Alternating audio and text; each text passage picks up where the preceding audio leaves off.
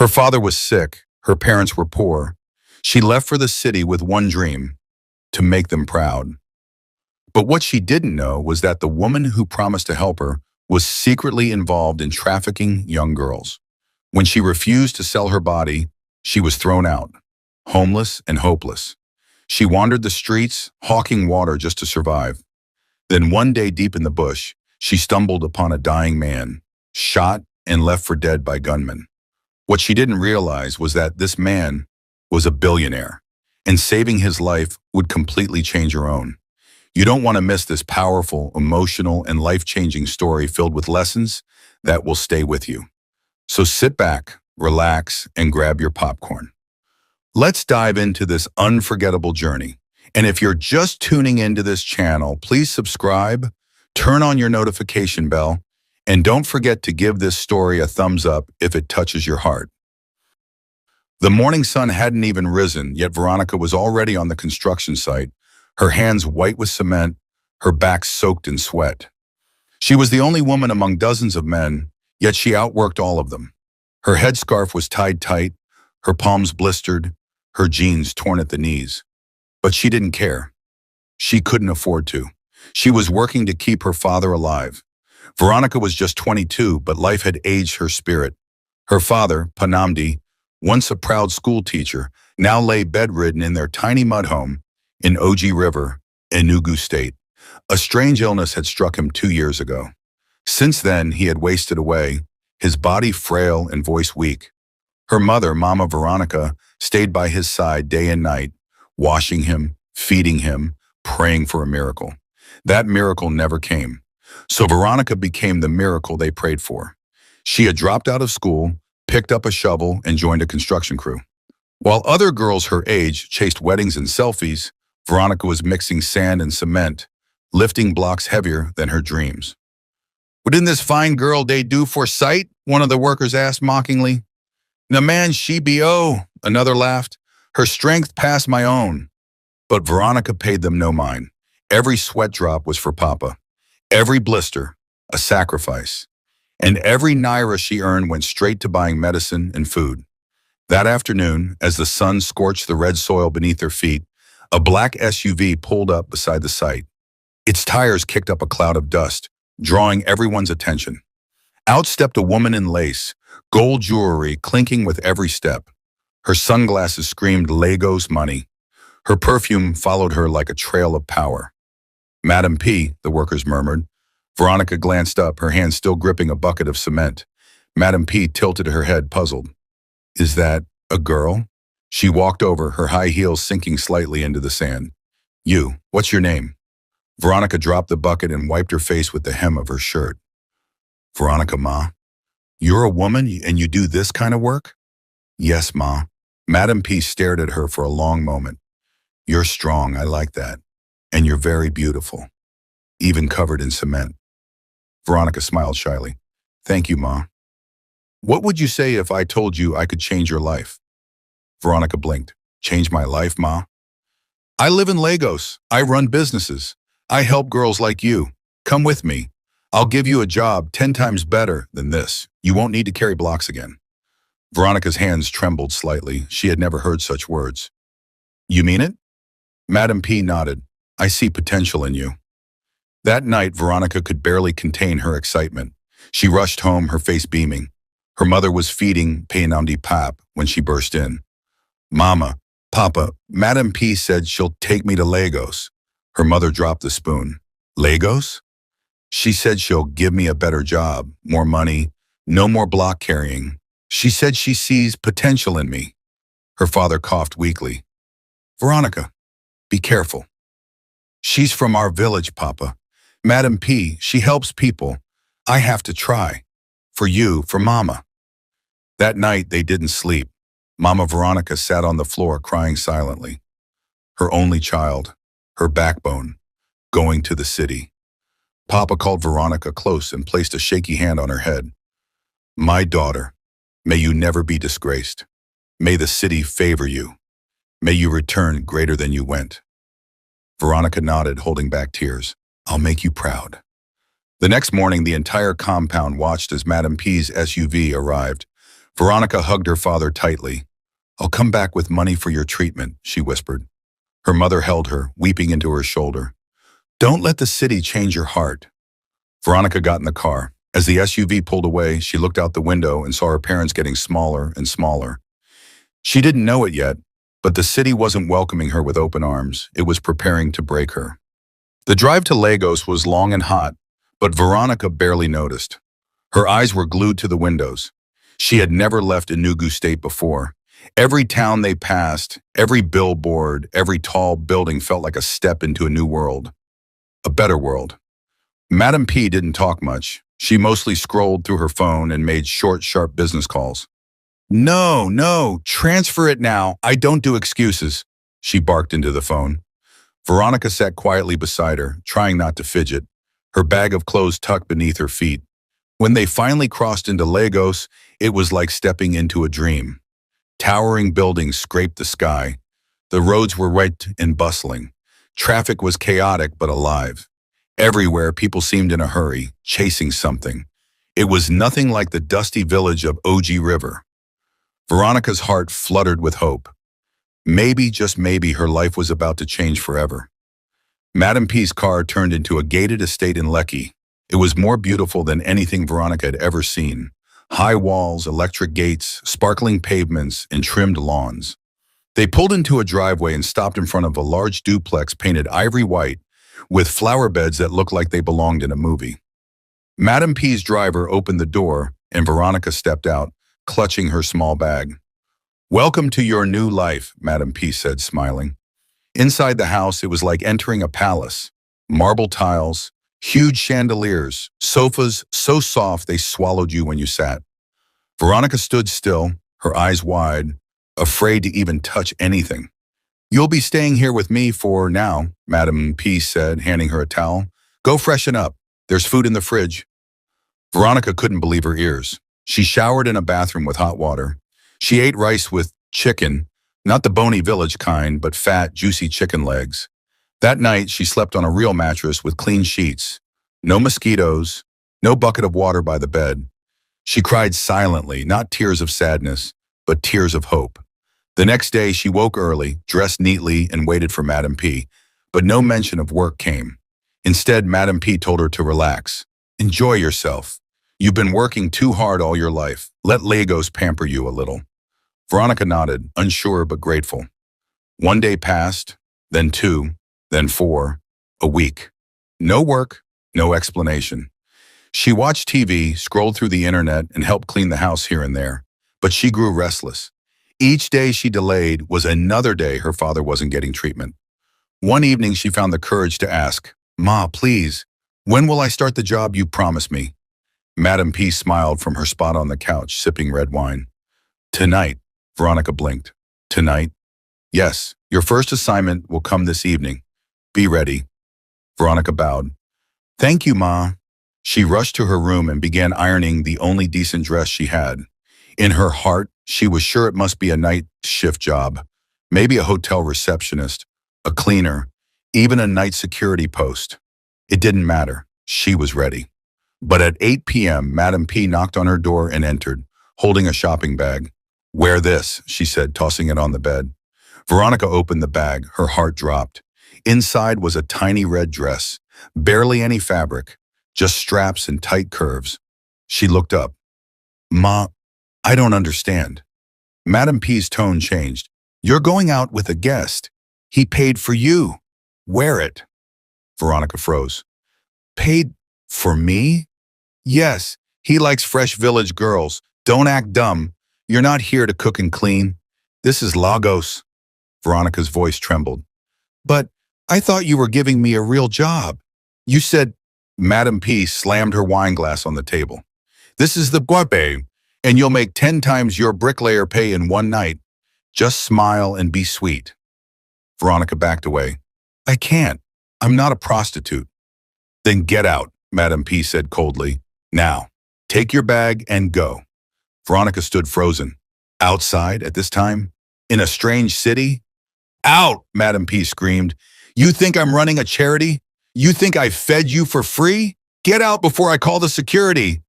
Veronica grabbed her nylon bag, her heart pounding. No shoes, no money, no idea where she was. The gate slammed behind her. She stood on the dark, quiet street, the lights of Lagos suddenly cold and cruel. Just hours ago, she was full of hope.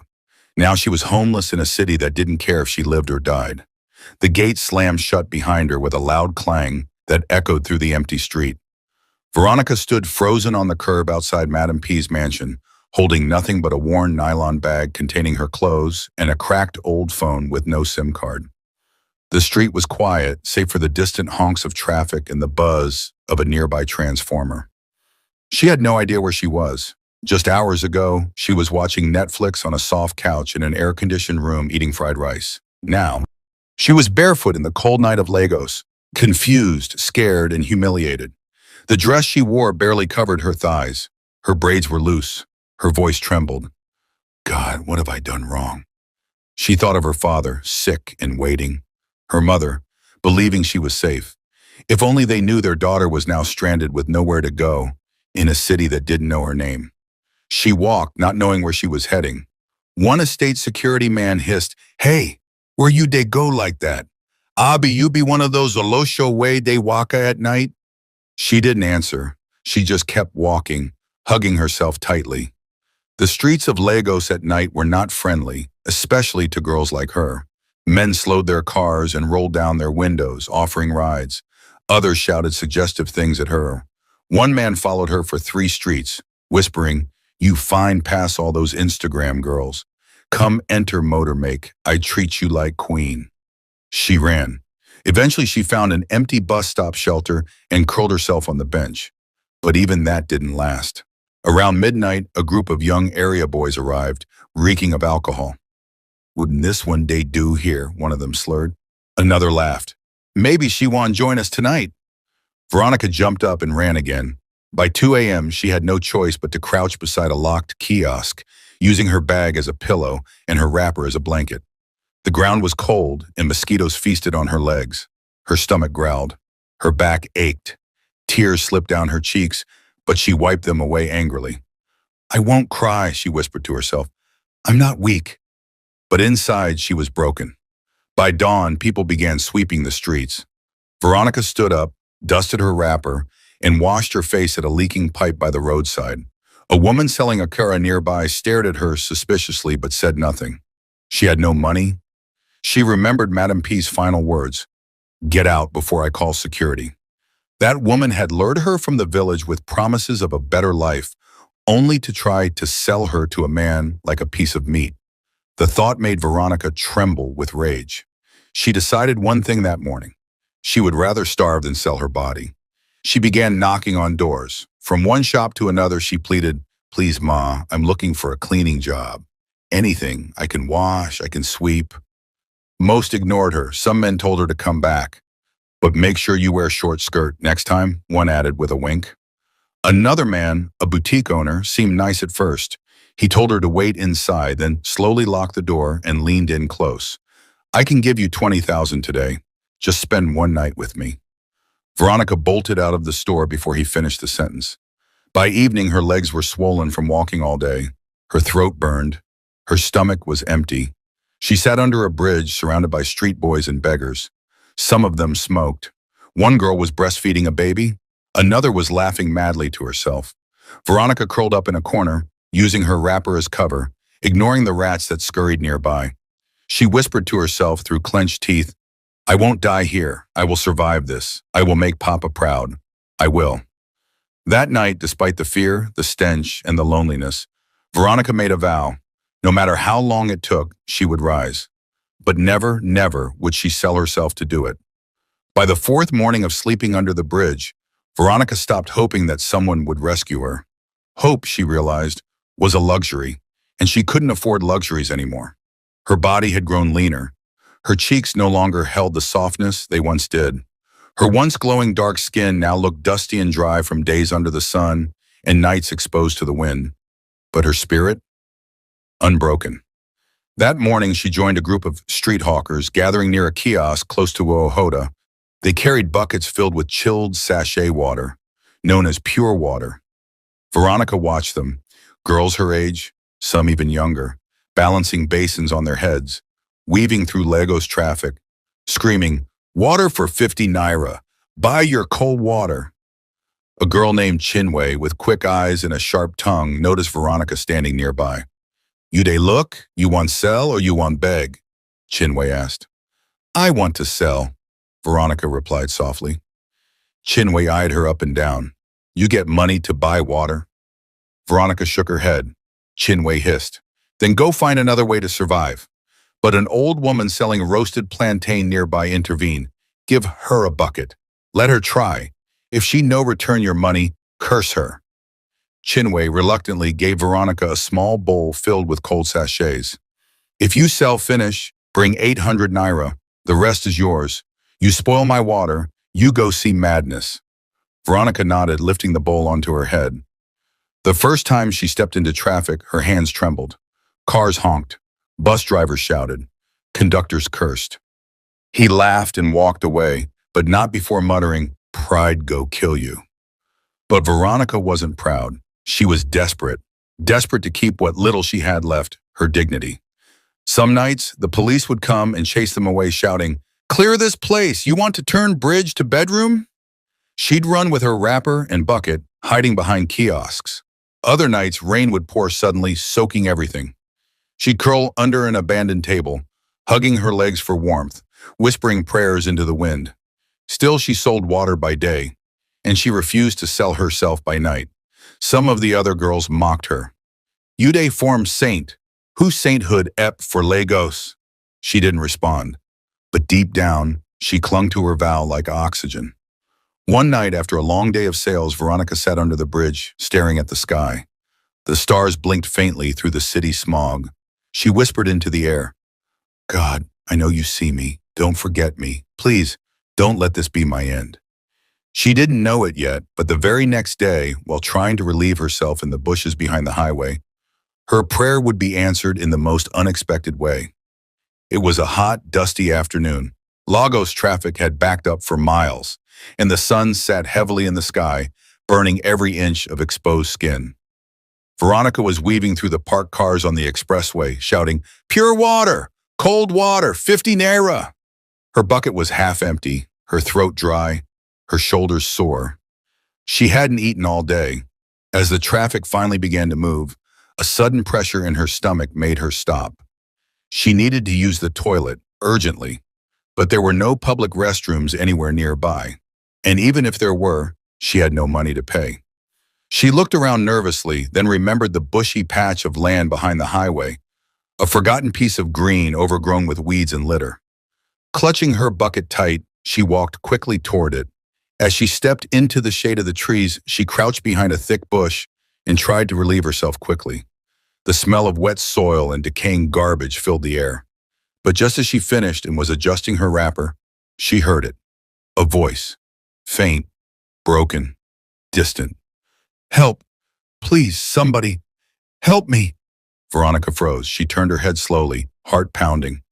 The voice came again. "Please don't let me die."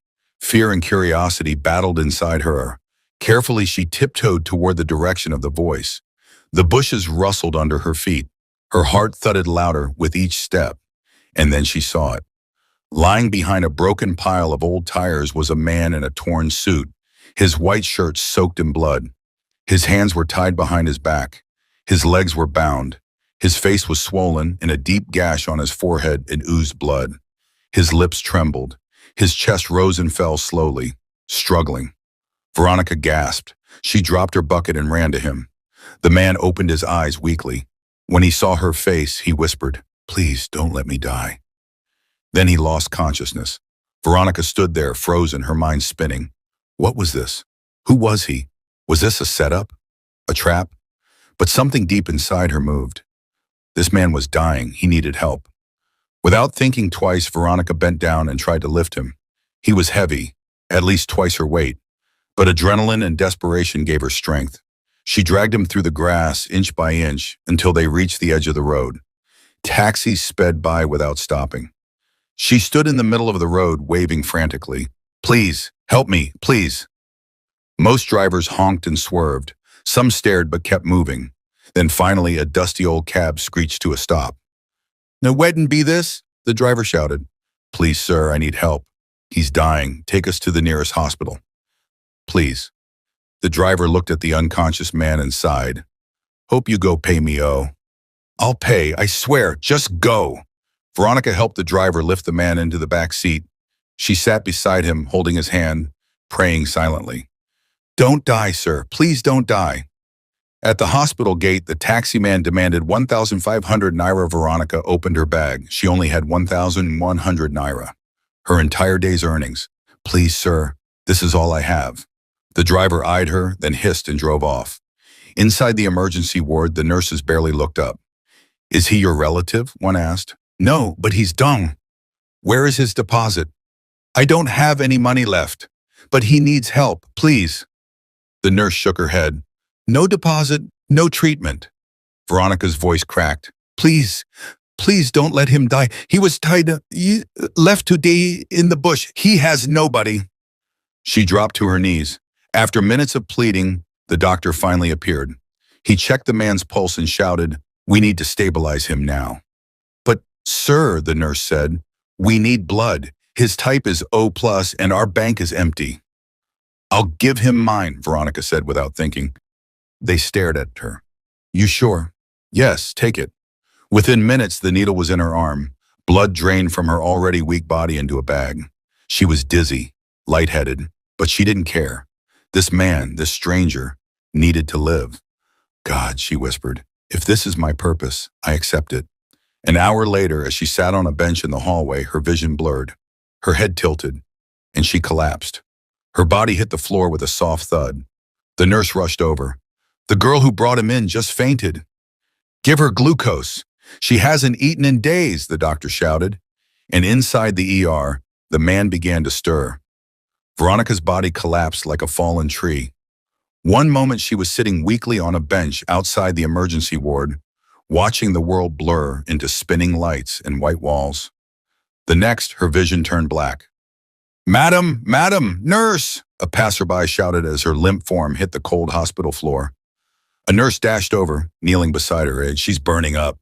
No blood pressure. Pulse is weak." "She donated blood just now," a doctor shouted from the ER. "Give her IV immediately." The nurses lifted Veronica gently and laid her on a gurney, wheeling her into a separate ward. They inserted a drip into her fragile vein. Her skin was cold, her lips dry, her heartbeat faint. "Who is she?" one nurse asked. "She brought the man who was tied up in the bush," the other replied. "She paid the taxi. She begged us to treat him. And now she's here, collapsing like this?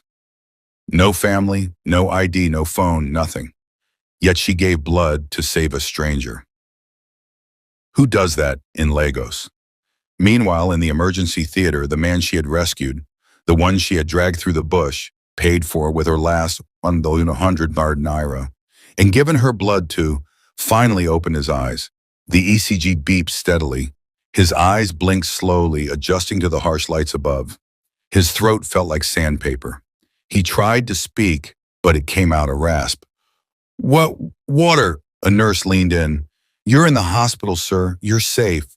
The man looked around, confused. "What happened?" "You were found tied and bleeding in the bush. You've been unconscious for nearly 4 hours. A girl brought you here. She saved your life."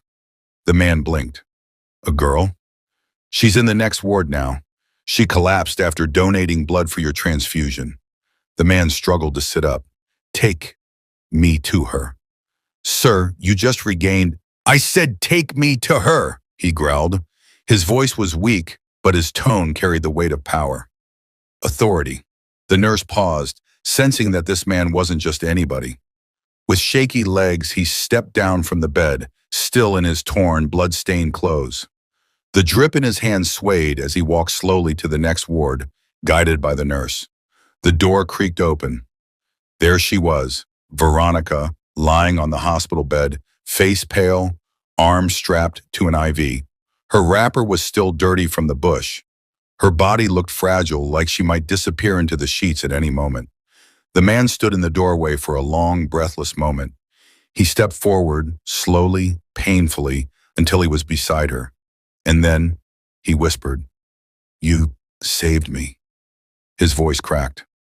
Veronica stirred, her eyes fluttering open. She looked confused at first, then saw him. "You're awake," she mumbled. "I am," he said, lowering himself beside her bed. "Because of you." She tried to sit up, but he stopped her gently. "Don't move. You're weak. I I thought you were going to die." He looked away for a moment. "I nearly did.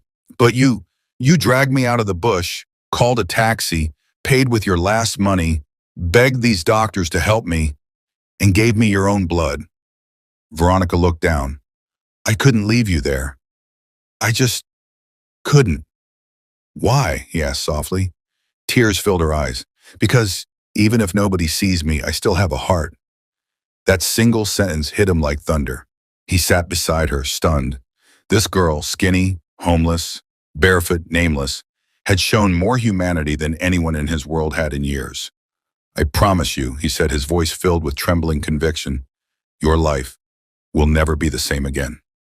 At that moment, a man in a black suit burst into the hospital room, panting.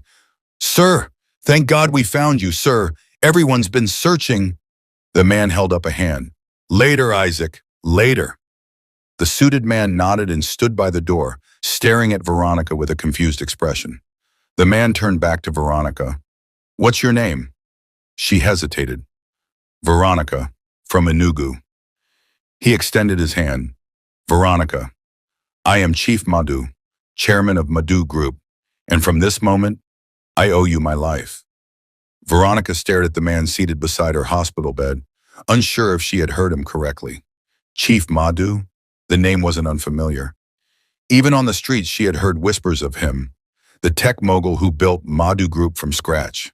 One of the richest men in Nigeria, a private man, a mystery to the media, a giant in the business world. And now that man was seated beside her, wearing torn clothes, wounds still fresh, his eyes filled with something she didn't expect from a billionaire: gratitude.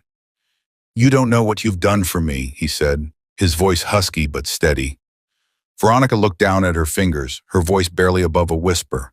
"I only did what I hoped someone would do for my father, if he was ever in that condition." Chief Madhu nodded slowly. He turned to his assistant, Isaac, still standing at the doorway. "Settle the bills. Everything." "Yes, sir." Isaac rushed out. The nurses had already begun whispering behind the curtains. "That's Chief Madhu? The real one? She saved him? That girl?" "Omo God de pick calzo." Chief Madhu looked at her again. "You still look weak. You need food. Real food." Veronica smiled faintly. "I'll be fine." "No, you won't just be fine, Veronica. You gave me your blood. The least I can give you is a new life." She blinked, stunned by the weight of his words. Was this still real, or a strange, beautiful dream crafted by hunger and exhaustion? By evening, Isaac returned with a nurse pushing a tray: fresh fruit juice, jollof rice, fried plantain, grilled fish, and warm water. Veronica stared at it like she was staring at gold. Chief Madhu smiled. "Eat, please." She didn't hesitate. With every bite, the hunger melted from her bones, and for the first time in weeks, she felt human again. As the IV drip emptied into her vein, she finally relaxed against the bed, but her heart still carried questions. "How did you end up like that, sir?" she asked quietly. Chief Madhu took a deep breath. "I was kidnapped." Veronica gasped. He continued. "It was a planned operation. My car was intercepted. My driver, gone. I was blindfolded and taken to an unknown location. They beat me for days, demanded 50 million naira. "Did you pay?" He nodded. "Isaac handled it. They got the money, but after receiving it, they decided to kill me anyway. Said I was a risk. They drugged me, tied me, and dumped me in the bush to die." Veronica's eyes widened. "They left you like that?" "They thought I wouldn't survive. And honestly, I didn't think I would either until you showed up." She was quiet for a long moment, then said, "You were meant to live, sir. God still has work for you to do." He looked at her carefully. "And maybe you are part of that work." She shifted in her bed, unsure how to respond. Moments later, a team of private security men arrived. Chief Madhu stepped outside to speak with them. Isaac stayed with Veronica. The young man looked at her curiously. Do you know who you really saved? Veronica smiled weakly. I'm beginning to understand. Isaac lowered his voice. Chief Madhu is not just rich. He's powerful, connected. People die to get close to him. And you dragged him out of a bush with your bare hands. Veronica looked away. I didn't do it for money. I did it because it was right. Isaac nodded slowly, and that's why it matters. Soon Chief Madhu returned, now changed into clean clothes brought by his team. Still simple, but sharp. He looked like the man from the headlines again. He turned to Veronica. Get ready. Tomorrow we leave the hospital. You're coming with me. Veronica's eyes widened. Sir, I can't. I don't even know what to. Shh. He held up a hand. Just say yes. She looked at him, speechless, tears welling in her eyes. Yes, she whispered. That night, as she lay in the hospital bed, she couldn't sleep. Not because she was scared, but because, for the first time in a long time, she was no longer afraid of tomorrow. The next morning, Veronica was discharged. She wore a simple floral gown Isaac had bought from a boutique the night before, along with brand new slippers. Her hair, still rough and uncombed, was tied into a bun. She looked like a girl still catching up with herself, but there was now a new light in her eyes, a quiet flame of hope. Chief Madhu was waiting at the hospital entrance with his personal security team and a sleek black Range Rover. When Veronica stepped out, he opened the car door himself. Let's go home, he said. Home? She didn't understand what he meant until they arrived. The car pulled up to a sprawling white mansion in Ikoyi, surrounded by high marble walls, security cameras, and a polished iron gate that opened automatically. A lush garden spread out like a royal court, with trimmed hedges and golden fountains. Veronica sat frozen as she stepped out of the car, clutching her small nylon bag that still held her only 2 old wrappers. She couldn't believe her eyes. The house looked like a palace. A maid dressed in uniform opened the glass door and bowed slightly. Welcome, sir. Welcome, madam. Madam, Veronica's heart skipped. Inside, it was even more surreal. Crystal chandeliers hung from the ceiling. The floors were imported Italian tiles that reflected her bare feet. Paintings lined the walls, and soft music played in the background. This is your house? She asked in disbelief. Yes, Chief Madhu said with a small smile. And it's your home now, too.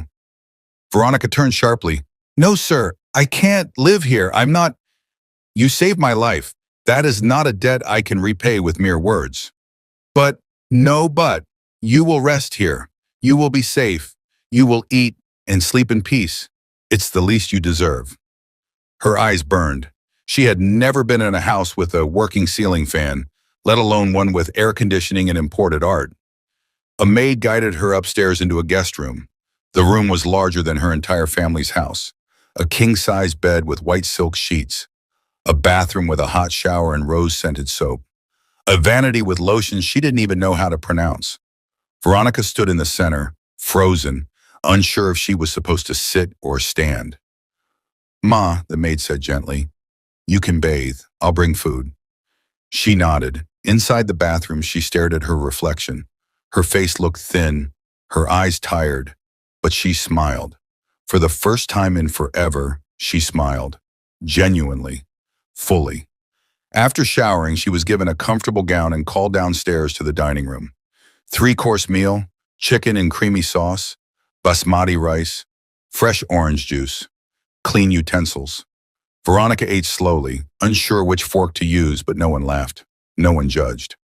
Later that afternoon, Chief Madhu invited her to the garden. The air was peaceful. Birds chirped from fruit trees. A marble table sat in the center with 2 chairs. Veronica took her seat carefully. Chief Madhu sat opposite her.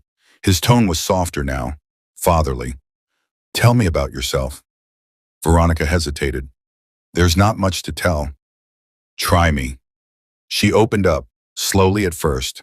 She spoke of her father, a retired teacher, now bedridden and ill, her mother who worked like a donkey to feed them, the job she took as a bricklayer to keep them alive, and finally the Madam P. She said she'd give me a job. She lied. When I refused to sleep with the man she brought, she threw me out. Chief Madhu's eyes darkened. That woman, she will pay for what she did to you. I don't care about her anymore. I just want to help my parents. My father's health is failing. We couldn't even afford blood tests, let alone treatment. Chief Madhu was silent for a long moment. Then he spoke quietly. What if I told you I could fly your father abroad for treatment? Veronica's head shot up. Sir, I'll arrange everything. Full medical support, private hospital, flight, your mother too if necessary. She covered her mouth. The tears came fast. But why? Why are you doing all this for me? She asked. He looked her straight in the eyes. Because you gave me something no one else did. Humanity. When I had nothing. Not even a name. You saved me. He stood and walked toward the entrance.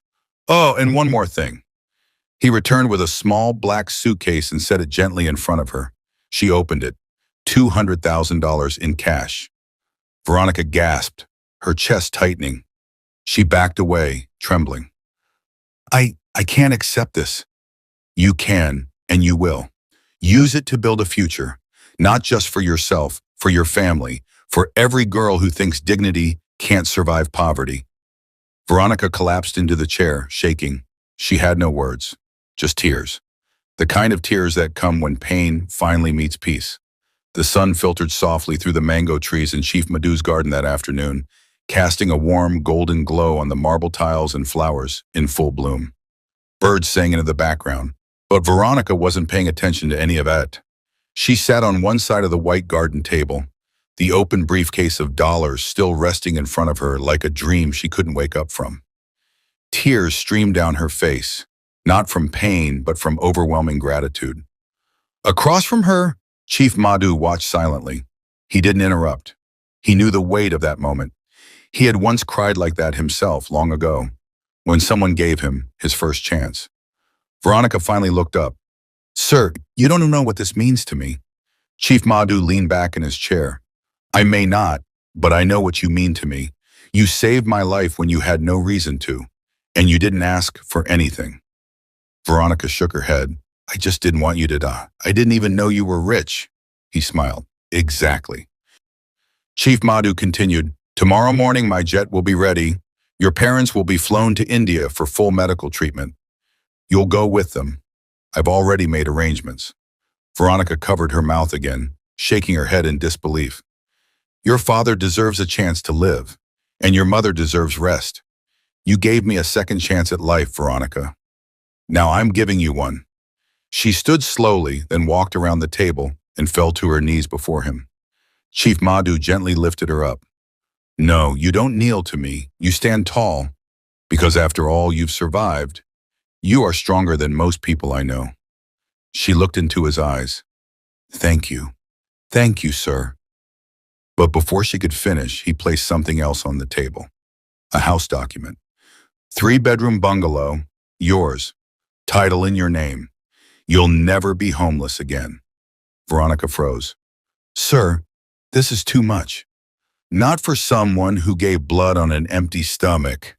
For a man she didn't even know. There was a pause. A long, peaceful pause. Veronica stepped back and looked up at the sky. She could see the clouds shifting slowly. Just days ago, she was hawking water, dodging area boys, sleeping under a bridge. Now, she stood in a billionaire's mansion garden, holding the keys to a new life. She whispered softly to herself, Papa, you'll finally get the help you need. Tears came again, but they weren't bitter this time. They were full of joy, full of healing, full of God. Chief Madhu looked at her with the quiet pride of a father. This is not charity, Veronica. This is harvest. You sowed kindness, and now you're reaping destiny. As the garden breeze rustled the leaves, Veronica took one deep breath, then whispered, Thank you, God, for this miracle. And with that, her story, once built on hardship, betrayal, and suffering, turned the final page into something far greater. Redemption, moral of the story. Kindness and integrity never go unnoticed. Even when the world turns its back, staying true to your values will lead you to destiny. Veronica's story proves that dignity in the face of hardship is powerful, and one act of compassion can open doors that even money cannot. We hope you enjoyed this powerful story. Please share your thoughts and let us know what lessons you took away in the comment section. We'd love to hear from you. And guess what? Another inspiring and educative story is coming your way in just a few days. So make sure to subscribe to this channel and turn on your notification bell so you'll be the first to watch when it drops. If this story touched your heart, don't forget to like this video and share it with your friends and family. Thank you so much for watching. Stay inspired, and God bless you.